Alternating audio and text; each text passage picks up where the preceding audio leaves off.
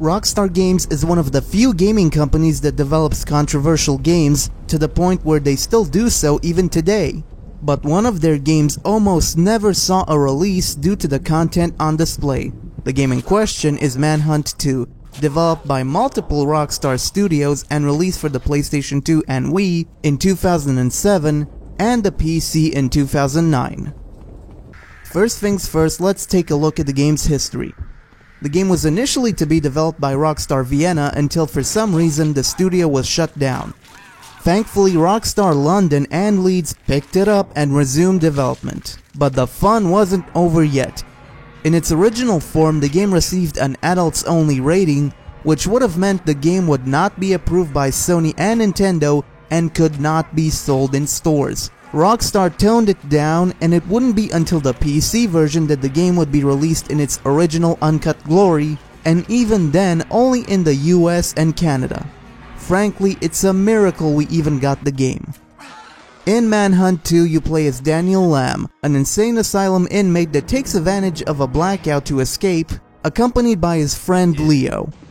Once out, he decides to look for clues on his past to find out how he ended up in his predicament, and maybe even return to his previous life. Unfortunately, the project still has plans with him, making for a bumpy ride. The story in Manhunt 2 is actually quite involved, and while some of it is far-fetched, the delivery is simply flawless, and the game even has 2 endings, one of which is unlocked only if you have at least 45 stars out of 75, making this one of the few games where the way you play has a direct influence on the storyline.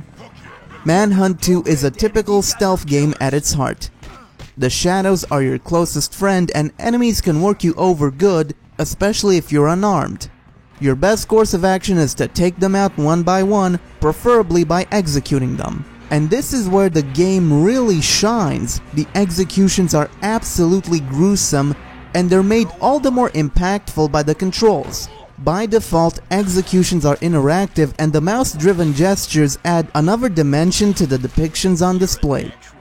The violence in this game feels genuinely fucked up, and while the game's levels all require you to murder your way through, the repetition is nowhere near as bad as in the previous game, if only because the game is shorter, providing 15 missions instead of 20. The scoring system is also a bit flawed, as 5 stars are only rewarded if you perform gruesome executions on every single enemy, and even with the addition of environmental executions, a perfect run can still be somewhat monotonous. But since the standard ending is the good ending, you will get the chance to see all the executions in one playthrough and still see both endings. The biggest improvement, however, is the level design. Now, to be fair, your enemies might as well be blind, given that something as simple as a shadowy corner can make Daniel invisible, but the plentiful amount of safety combined with the smaller areas and fewer enemies actually makes the game a much smoother and tighter experience, even if it does come at the cost of difficulty.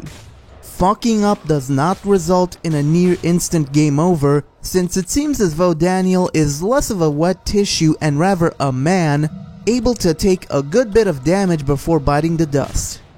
It is an easier game than its predecessor, though the checkpoint system and later sections still feel genuinely challenging, and by the end of the day, Manhunt 2 is less casual, but rather a smarter, faster experience.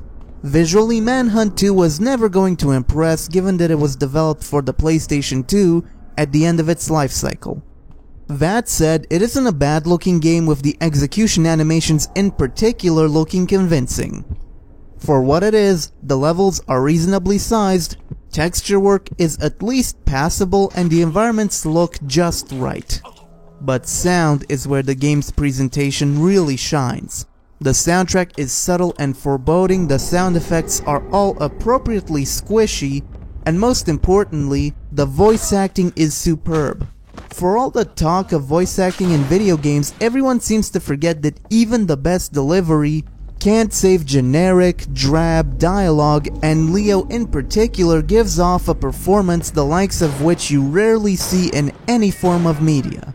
When he talks, it really feels as though a psycho is talking. No one can stop us. We're motherfucking invincible! Manhunt 2 is an excellent game that's worth checking out for anyone interested in stealth and or gore. The graphics are a bit dated, but the gameplay is engaging and the story is compelling. Add to that the unique interactive executions and tight level design, and you have a game that is unlikely to let go of you.